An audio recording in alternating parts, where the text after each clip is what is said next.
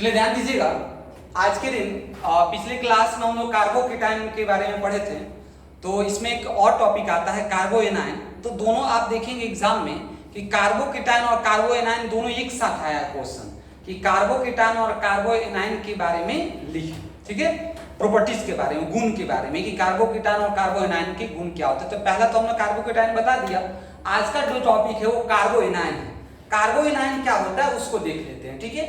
अब देखिएगा बोर्ड की तरफ कि कार्बोएनाइन क्या होता है, समझिएगा बात को। फिर वही स्ट्रक्चर हम लोग लेंगे कि कार्बो जो एनाइन होता है, जैसे C है, H है, H है, H है और H है, ठीक है। अब इसको कार्बोएनाइन में कैसे बदलेंगे हम, इसको कार्बोएनाइन कैसे कहा जाएगा।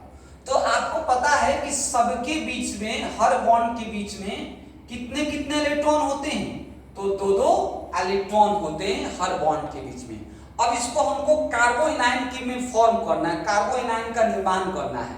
तो कार्बोएनाइन आप सभी को पता होना चाहिए, एनाइन का मतलब होता है निगेटिव आवेश, निगेटिव चार्ज, और केटाइन का मतलब होता था पॉजिटिव चार्ज या धनात्मक आवेश। हमको किसी भी हाल में इस कार्बन पे ऋणात्मक आवेश लाना है।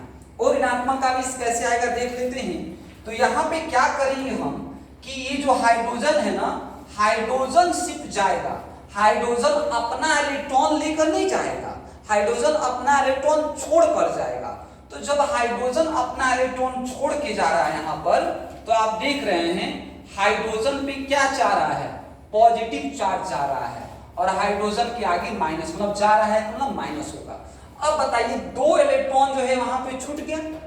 जब दो इलेक्ट्रॉन छूट गया तो ये दो इलेक्ट्रॉन अब कहां जाएगा, इस कार्बन पे जाएगा। तो जैसे ये दो इलेक्ट्रॉन कार्बन पे जाएगा, देखिए जैसे ये दो इलेक्ट्रॉन कार्बन पर जाएगा, तो अब यहाँ पे क्या क्या हो जाएगा, यहाँ पर इस तरह से माइनस आवेश आ जाएगा। कैसा आवेश आएगा, माइनस आवेश आ जाएगा। अब माइनस आवेश आने का मतलब हम स्ट्रक्चर बना रहे हैं इस तरह से, लेकिन अगर रियली में कहा जाए, रासायनिक आबंध के अकॉर्डिंग अगर चैप्टर बनाया जाए, तो ये जो संरचना आएगा ये दूसरा तरीका से संरचना बनता है। लेकिन आपके एग्जाम में तो सिर्फ कार्बोएनाइन पूछा जाता है कि कार्बोएनाइन क्या है। तो जब कार्बोएनाइन आपसे पूछा जा रहा है तो आप इसी तरह से स्ट्रक्चर को बनाएंगे, ठीक है। अब इसमें हम देखते हैं कि क्या क्या इसका गुण है। तो सबसे पहला गुण अगर बात करें तो इसमें देखिए एक बॉन्ड में कितने इलेक्ट्रॉन होते हैं, दो इलेक्ट्रॉन। तो यहाँ पे कितने बॉन्ड है, तो यहाँ पे जो बॉन्ड है 3 बॉन्ड है। तो टोटल कितने इलेक्ट्रॉन, बॉन्ड के अकॉर्डिंग 6 इलेक्ट्रॉन, और पहले से ये 2 इलेक्ट्रॉन इस माइनस ग्रुप में है। तो टोटल कितने इलेक्ट्रॉन, देखिए यहाँ पे 2 इलेक्ट्रॉन, ये क्या बनाया, ये माइनस बनाया कि नहीं बनाया है, तो 2 इलेक्ट्रॉन माइनस बनाया है। तो कितना इलेक्ट्रॉन टोटल, तो कुल कितने इलेक्ट्रॉन है, 8 इलेक्ट्रॉन है। कितने इलेक्ट्रॉन है, 8 इलेक्ट्रॉन कहेंगे, 8 इलेक्ट्रॉन प्रेजेंट है।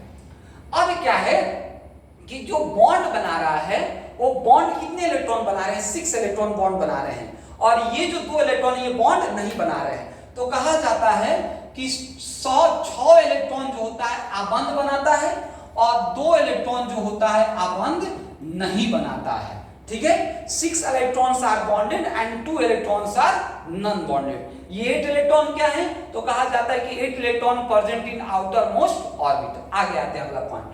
अब आप देखेंगे कि इसका जो हम देखेंगे ऑक्टेट कंप्लीट है क्या, तो हाँ भाई 8 इलेक्ट्रॉन प्रेजेंट है, तो क्या है, अष्टक पूर्ण है। जो टिक सही का मारे उसका मतलब क्या होगा, अष्टक पूर्ण होगा। आप लिख लीजिएगा अच्छे से अपने नोट्स में। अगला पॉइंट कहेंगे कि संकरण क्या है। तो आप देखिए 1 बॉन्ड, 2 बॉन्ड, 3 बॉन्ड और 2 इलेक्ट्रॉन है। 2 इलेक्ट्रॉन का मतलब एक लोन पेयर। तो आप जाकर देखेंगे संकरण और वीडियो अपलोड किया गया है, तो उसमें बताया गया कि संकरण कितना कैसे निकाला जाता है। 3 बॉन्ड और एक लोन पेयर, तो 4 बॉन्ड, 4 बॉन्ड का क्या होगा संकरण, sp3। क्या होगा संकरण, sp3। अब आते हैं तो इसका आकार क्या पूछा जाता है। तो आकार क्या है, आपको पता है कि 3 गो बॉन्ड है, तो ab3 होगा और l1 होगा। अगर इसकी बात करें तो इसका आकार का नाम होता है पिरामिडी। क्या होता है, पिरामिड या पिरामिडी।